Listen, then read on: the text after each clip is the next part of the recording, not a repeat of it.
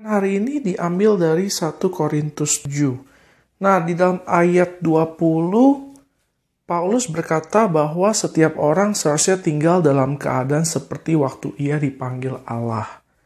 Apa maksudnya? Jadi, ketika kita menjadi orang percaya, kita harus tinggal pada keadaan kita. Jadi, 1 Korintus 7 ini konteksnya adalah soal pernikahan. 1 Korintus 7 ini juga bicara soal sifat-sifat lahiriah. Jadi maksudnya kalau misalnya kita dalam keadaan single, jangan mengusahakan untuk menikah.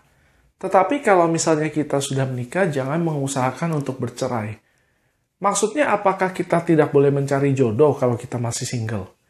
Nah, yang kita harus mengerti adalah ayat di atas berkata yang paling utama adalah mentaati hukum-hukum Allah.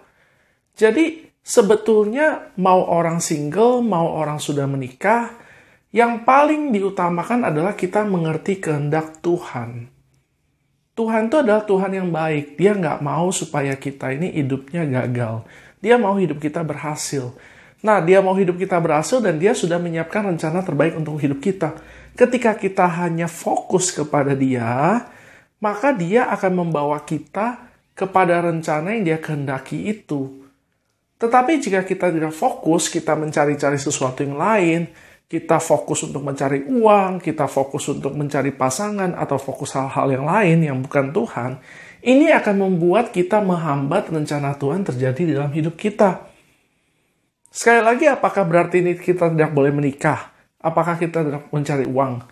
Bukan tidak boleh, tentu saja boleh, tetapi kita harus mengerti bahwa segala sesuatu harus terjadi sesuai dengan rencana Allah. Karena Allah yang memiliki rencana supaya kita punya rumah tangga yang baik, punya uang yang baik, dan sebagainya. Jadi ketika kita mentaati rencana Allah, justru di dalam situ akan ada segala hal yang kita butuhkan. Entahkah itu pasangan hidup, entahkah itu anak, entahkah itu uang, entahkah itu kesehatan, segala sesuatunya. Semuanya akan ada jika kita tinggal di dalam rencana Allah. Jadi, poin yang saya mau buat hari ini adalah supaya setiap dari kita berfokus kepada menggenapi kehendak Allah. Itu aja dari saya, semoga diberkati. Haleluya. Amin. Hari ini